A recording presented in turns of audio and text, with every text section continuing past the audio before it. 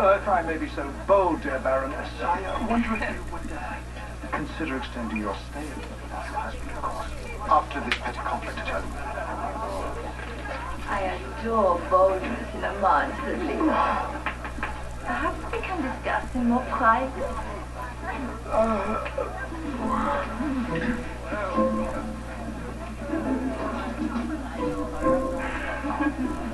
I think we'll find it more private down this way. Oh, gosh. Sir Leo, Sir Leo?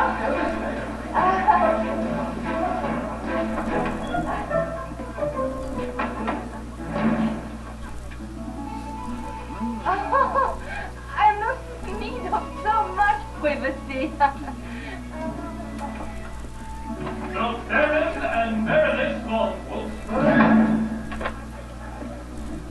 On the other hand, I need to chat, but perhaps not her. Lady Charlie may introduce my wife. Leo! Come now, Baroness, let's dispense with the games. Now is the time for us aristocrats to do what we do best.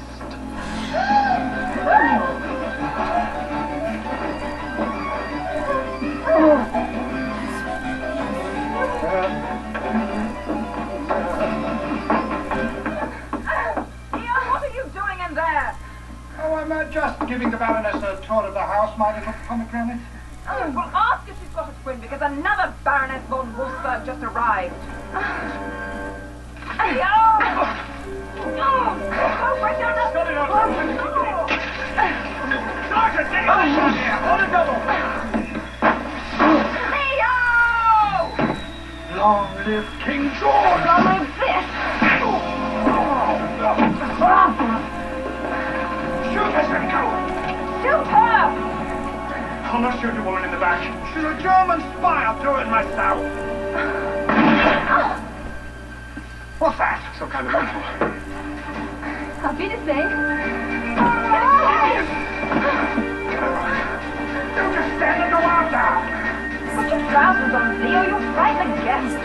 You've ruined my entire evening, you stupid woman. Bring the coat. Hurry up.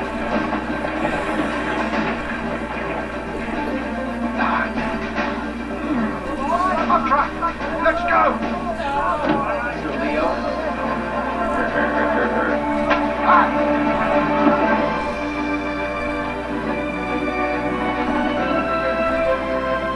Now, this way.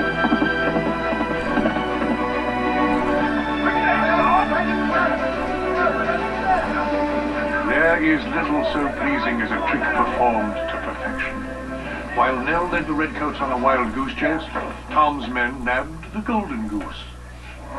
Who are you people? Patriots, sir. You are the honored guest of the Sons of Liberty, Sir Leo. So we can arrange for the trade of prisoners. You to the Eagle. You filthy peasant fools. Your precious hero was put on a boat for England this very morning. At present, the King George from his most faithful general, who doubtless will be richly rewarded. You'll regret this, you despicable gutter snipes. Why not run him through and feed him to the fishes? I don't think Tom's life is in any danger. King George will gloat over such a prisoner and turn him to the greatest possible political advantage. No, of much greater importance is to be sure that the British and their German reinforcements don't go to battle by asking Sir Leo to kindly sign this document calling off the attack. I shall see your heads roll on my drawing room carpet before I sign such a thing. Shut up. Well, Sir Leo, what is your answer? Shall we take that as an affirmative? But once we're sure the attack has been stopped, then what do we do? Well, we're going to hold on to Sir Leo's insurance until General Washington's defenses can be completed. And then we'll give him back before he's replaced by Cornwallis, a much more formidable adversary. Why don't we just drop the bugger off at the farmer's market wearing nothing but his knickers and a large eagle carved on his rump? No. We have a more pressing need, and that is to find someone to replace the eagle. Someone who can deliver Sir Leo's message through enemy lines to Major Simcoe.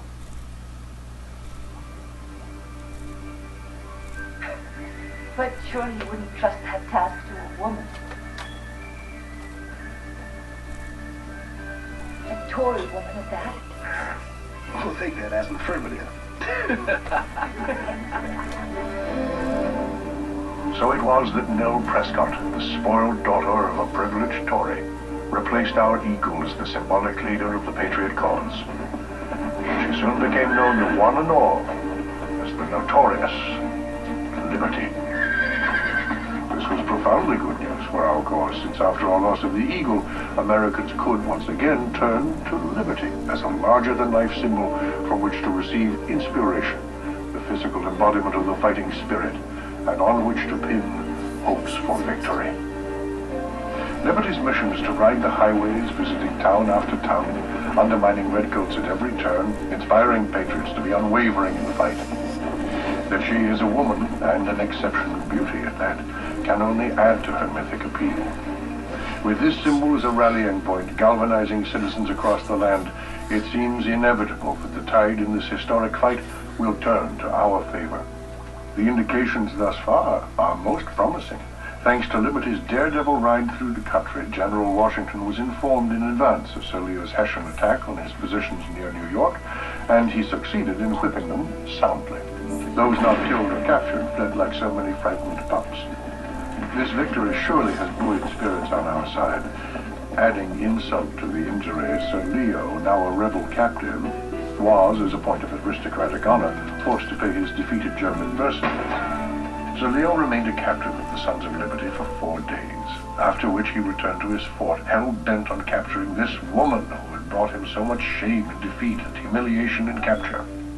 During Sir Leo's absence, Lady Charity finally had the unbridled opportunity to better acquaint herself with some of the more appealing young British officers. One object of her fancy, Major Simcoe, was politely aloof, far more eager to meet his promised bride, Nell Prescott, unaware that she was the fearless Liberty whose capture he sought with such fixed purpose. Adding to that irony, the good Major hadn't a clue that this twice elusive woman was also the churlish wench with whom he was given to flirting at Molly's tavern.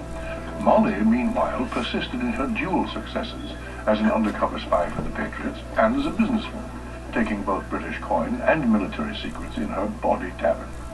As for poor Richard, that is, myself, I persevered in my scientific tinkering and in my steadfast belief and practice that this fight for independence was a cause worth the continuing struggle, though I fear at great cost.